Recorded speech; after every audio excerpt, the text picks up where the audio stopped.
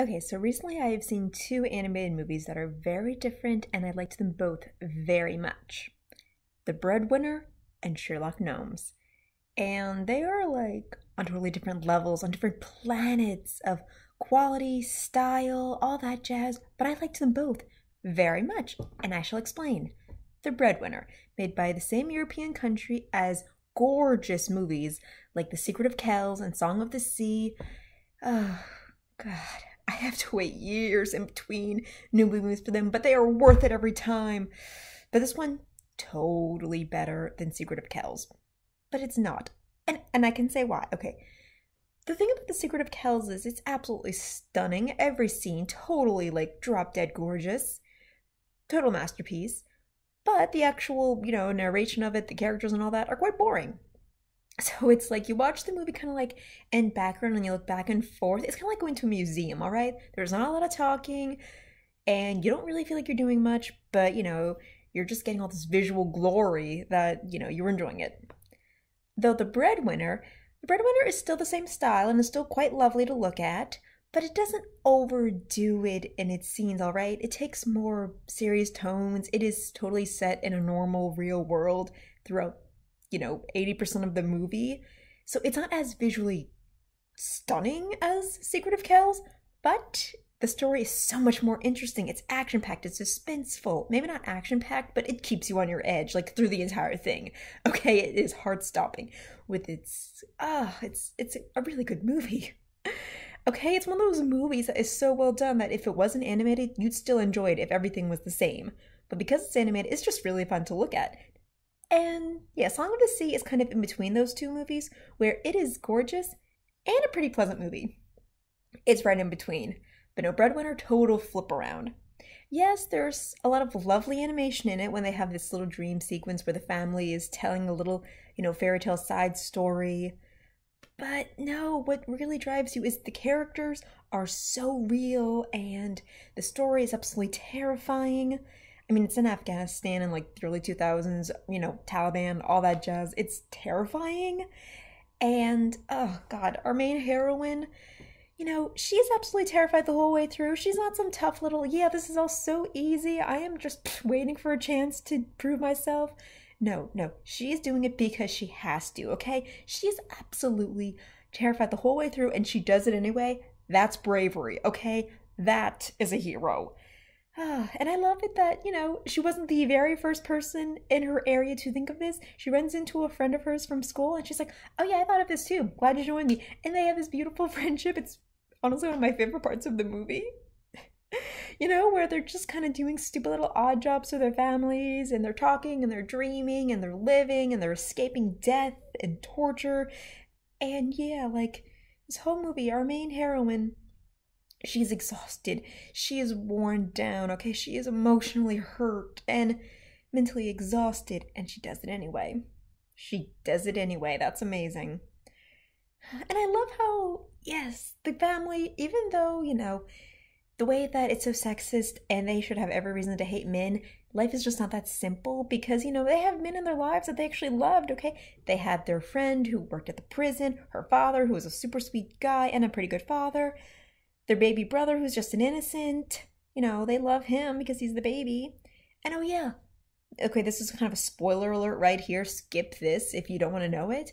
But the fact that she did have a brother at one point, but he died touching some kind of landmine by accident. Wow, okay, the fact that that's how he died is so tragic. Okay, it could have just been a story plot where she saw that happen to somebody once and that would have been tragic enough. But no, the fact that it was her brother, okay, it's just so awful. And the fact that he's always with the family's thoughts is so sweet. And oh my god, it's actually pretty depressing, the whole story of it. But the actual conviction of all the characters that get through this crazy world that they're in is just incredible. So even though it doesn't really have a hopeful ending, it's still a great movie. It makes me want to see it again because wow, it wowed me, left me breathless. Okay, not for the fact that every single scene is swirling and colorful, absolutely gorgeous, like Secret of Kells and Song of the Sea, but the story and the way it picks up and the conversations and the sequences are so improved compared to the last two. Not that the last two aren't very good movies. They are, it's just different. And it's a wonderful difference. So the Breadwinner, lovely, absolutely. If I don't know if it's really a kid movie unless you want your kids to grow up really soon and try to explain to them the difficulties of life and other cultures and how, tragic and sucky life is in different nations. Okay, if you want to introduce them to that, go ahead. If you just want to show them a brave kid, yeah, that's fine, but trust me, there's a lot more to this movie with many layers. It's deep, it's good. And a movie not so deep, but I still really enjoyed Sherlock Gnomes, the sequel to Romeo and Juliet. Pretty sure no one ever remembered Romeo and Juliet existed except me, but I don't care. And you know what? I don't care that I was like one of three people in that entire audience. I enjoyed the hell out of that movie. Mostly because I love literary references and stuff like that. And when I can pick up on stupid puns and jokes, I'm proud of myself. And yeah, they did a lot of that with, classic Sherlock references and a lot of Romeo and Juliet Shakespeare references. It was funny. It was funny. It's like, oh, the Baskervilles hound. It bit me once, Sherlock. And honestly, yeah, Johnny Depp is doing a really good Benedict you know what I'm talking about, the BBC Sherlock show. He's doing a great impression of that. Maybe that's just a classic Sherlock character, but yeah, if that is the Sherlock trope, then he is fitting that to a T. And not in the annoying copy way, or maybe it is just a really good parody. But yeah, it was delightful. I liked that Sherlock. As much as I liked the BBC version of Sherlock, I liked it. Let's see. Ooh, Watson had a twisted little character. He's exactly as he is always, Watson, but this time he wanted to pull a big practical joke on Sherlock, and it was exciting and amazing, and yes, kind of obvious in the beginning. Like, this movie does not have many twists and layers as much as it wants to show off, but it doesn't matter because it's delightful, just the way the characters talk to each other. The dialogue was actually quite pleasant to me. Like, Romeo and Juliet are a couple, and yeah, they're going through a little stuff right now because they just moved and they're trying to fix the garden up, and she's kind of distracted with making the job so perfect that she's not really listening to him, and he's acting super needy. It's like, okay, yeah, there are some conversations where she's just asking him to back off and he's just asking for a little attention, and one part I'm like, no, Mio, get over yourself, dude, she's trying to help. And the other parts it's like, Juliet, he just wants a little confirmation that you guys are still okay. That's not horrible to ask for. But yeah, the conversations about relationships were nice. And I like that Juliet is a tough little character, but she still cares about her relationship. It's annoyed me a little bit that Disney movies are trying to say that girls don't need relationships. They really don't. And that, having a man is so antiquated and annoying and totally unnecessary. I don't love that so much. I mean, yes, it'd be nice if it was all about falling in love, but when you are in love, you kind of wanted to show that it's not just about the hugs and kisses, it's about trying to respect and appreciate the partner you're with, okay? Even if they're being stupid, even when they're being annoying, even when they have an idea you just don't agree with, you still gotta talk through it. And I like that. I thought it was very positive for relationships. Relationships are not a bad thing. People still have them, but try to make them good. That's what I mainly got from Sherlock Gnomes, and I think that's amazing. Let's see. And the other aspects, most of it's pretty immature humor, a little snarky. That frog is still pretty damn funny in a bitchy way.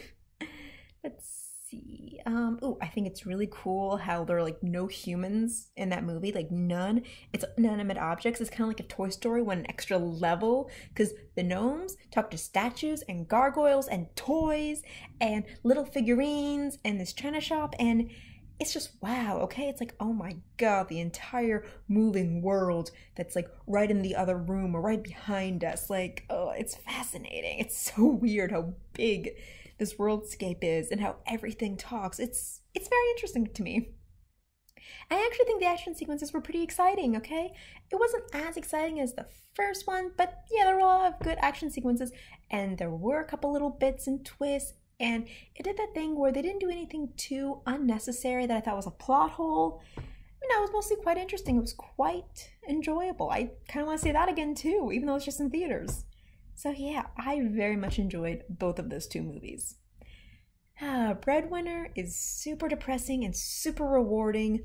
Sherlock Gnomes is just silly and goes all the way with this ridiculousness. I was a little disappointed that it wasn't as much of a musical as the first one, but honestly, Elton John, he kind of used up every single song he had in the first one, so The second one really just has that one song by Mary J. Blige, but she does it awesome. It's like, oh my god, I remember when I used to love collecting Barbies. Hell, I still do that now. Well, not Barbie, but Monster High dolls and other toys like that. But yeah, like for somebody who just loves toys and little plastic details that her doll character had, she was like the Irene Adler of the toy world. That was kind of amazing. So yeah, visually, both movies were lovely. Story wise, I mean, yeah, one's traditional 2D, which is still a treasure, and one was CGI, but it was done very nicely, okay? It wasn't every single angle a sparkly delight, but it was smooth and well done, and I think it played a lot with its thing. I felt like I was in that world, and the fact that I could hear every little detail of their chipping and touching in plastics, and how they just made museums and trees and just little details were very pleasant, okay? It wasn't drop dead, it was just very, very, very pleasant. Okay, I don't, maybe it's generic in a way, but not in a bad way. It's a pleasant way. So yeah, that's my opinion of those two movies. I highly recommend them both. I do, but really not for everyone, okay? Sherlock Gnomes is more of a silly, you just want to laugh at something kind of movie, and The Breadwinner is, okay, let's get good and depressed right now and get some tissues. But still, both